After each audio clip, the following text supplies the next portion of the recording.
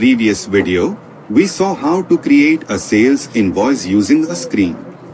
Now, we will create the sales invoice using an import.csv file.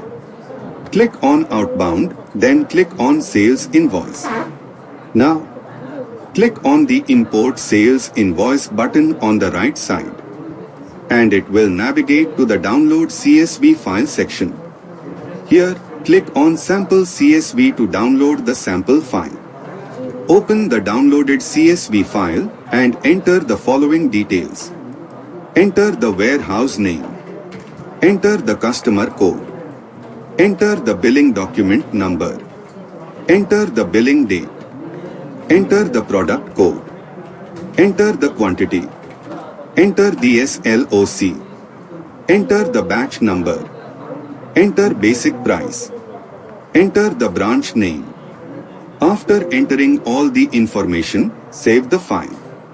Go back to the software, select the file, and click on Validate. If validation is successful, click on the Import button. Then, go to the sales order list and you will see the sale invoice number created successfully. Thank you for watching the video. Kindly don't forget to like and subscribe the channel.